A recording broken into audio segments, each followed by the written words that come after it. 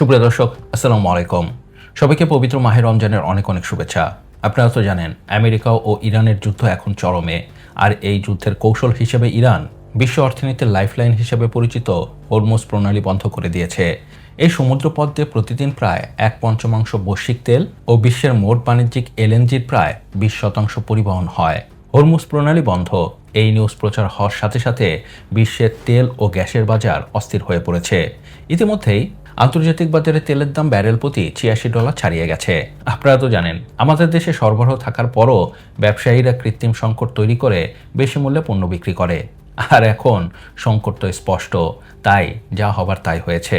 ইতিমধ্যে বাংলাদেশে তেলের সংকট শুরু হয়ে গেছে, আর পেট্রোল পাম্পগুলোতে দীর্ঘক্ষণ লাইনে দাঁড়িয়ে থেকেও তেল পাচ্ছে না বলে অনেকে অভিযোগ করছে। তেল কিনতে বর্তমানে কতটা ভোগান্তি পোহাতে হচ্ছে এ বিষয়ে একজন মোটর চালক মারুফ হোসেন বলেন, নিউ মার্কেট থেকে উত্তর বাড্ডা আসার পথে 5টা পাম্পে গেছি, কোনোটা বলে তেল নাই, কোনোটাতে বিদ্যুৎ নাই, কোনোটা বলে পরে আসেন।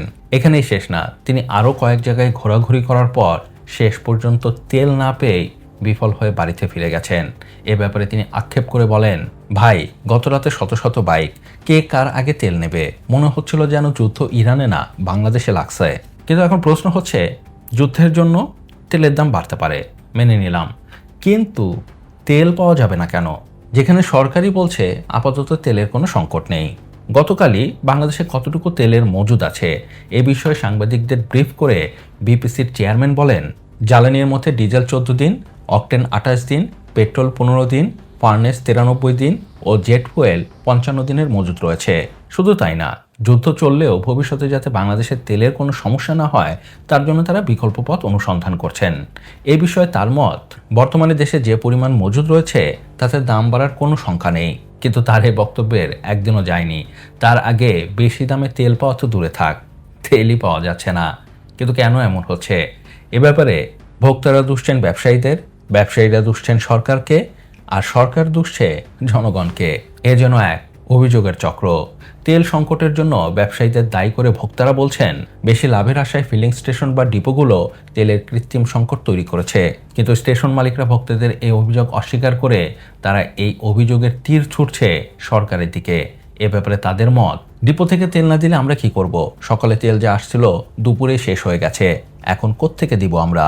কিন্তু মজার বিষয় হচ্ছে, তেলের সংকটের জন্য সরকার কাদের দায়ী করছে জানেন?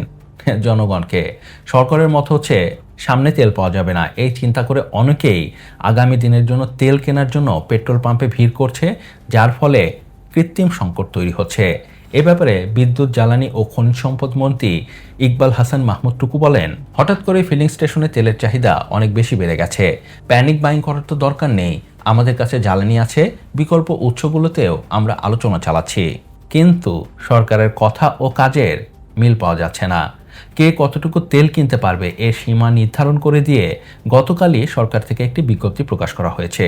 সেই বিজ্ঞপ্তিতে বলা হয়, এখন থেকে দৈনিক ট্রিপ প্রতি motorcycle 2 litre, private car 10 litre, jeep বা মাইক্রো 20 থেকে 25 লিটার, পিকআপ ও লোকাল বাস 70 থেকে 80 লিটার এবং অন্তর্জেলা bus, truck, covered van, container truck 200 থেকে 220 লিটার জ্বালানি তেল কিনতে পারবে। তাই এখন একটি প্রশ্ন সামনে চলে আসে, আর তা হচ্ছে, সংকট নেই বুঝলাম, সরকার সত্যি কথা বলছে, তাহলে সরকারকে কেন তেল কেনার লিমিট নির্ধারণ করে দিতে হচ্ছে? এই যে সরকারকে তেল কেনার লিমিট নির্ধারণ করে দিতে হচ্ছে, এর অর্থই হচ্ছে ডালমে কুচ কালা হে। এছাড়াও সাধারণ মানুষ যে এই যে তেল কেনার জন্য প্যানিক বাইং করছে, এটিও সরকারের জন্যই।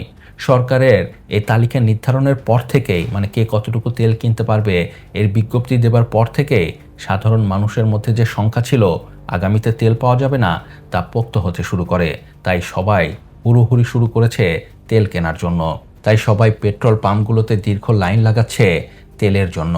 দেখুন, সরকার যাই বলুক না কেন, এটিই বাস্তবতা যে দেশে তেলের সংকট আছে। কিন্তু এখন প্রশ্ন হচ্ছে, সামনে সংকট আসবে, তারপরও সরকার কেন অগ্রিম ব্যবস্থা নিল না? ঠিক একই প্রশ্ন করেছেন বিজিএম এর সাবেক পরিচালক মহিউদ্দিন রুবেল। এ ব্যাপারে তার প্রশ্ন, এনার্জি ক্রাইসিস আমাদের কাছে নতুন কিছু না, হরমুজ বন্ধ হলে আমাদের উপর কী কী প্রভাব পড়তে পারে সেটি আমরা আগে থেকেই জানি, তাহলে ব্যবস্থা কেন নিচ্ছি না? এই প্রশ্নের সরকারের উত্তর আমরা দেখছি।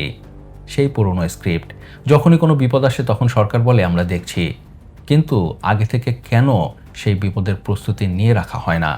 এ বিষয়ে অর্থনীতিবিদ ডক্টর সেলিম রায়হান বলেন, বাংলাদেশ সরকার যদি সত্যি এসব সংকট কাটাতে চায় তবে তাকে বিকল্প জ্বালানির উৎস খোঁজা, আমদানি উৎস বহুমুখীকরণ, কৌশলগত মজুত বৃদ্ধি এবং অপ্রয়োজনীয় ব্যয় সংকোচের মতো পদক্ষেপ নিতে হবে। জি, নিতে হবে। আপনি যেমন জানেন, আমি জানি, সরকারও জানে, কিন্তু কোনো পদক্ষেপ নেয় না। আর যার ফলে সবচেয়ে বেশি ভোগান্তি হয় আমার আপনার মতো সাধারণ জনগণেরই। আফসোস, এই হচ্ছে আমাদের নিয়তি। তো যাই হোক, এ ছিল এই ব্যাপারে আমার বিশ্লেষণ। আমার মতো হবে, এটাই স্বাভাবিক। এ ব্যাপারে আপনার কি মত সেটিও আমি জানতে চাই। আপনার মত আমাকে নিচে কমেন্টস করে জানাতে পারেন। আর হ্যাঁ, ভিডিওটি কেমন লাগলো তো অবশ্যই জানাবেন, আর প্লিজ সাবস্ক্রাইব করতে ভুলবেন না। আপনার একটি সাবস্ক্রাইব, বিশ্বাস করুন, সব সময় আমাকে অনেক বেশি উৎসাহিত করে নতুন নতুন কন্টেন্টের কোয়ালিটি ভিডিও তৈরি করার। ভালো থাকবেন, সুস্থ থাকবেন, আল্লাহ হাফেজ। নেতাদের মতো ধোঁকাবাজি বন্ধ করো আর লাইক, কমেন্ট, সাবস্ক্রাইব করো।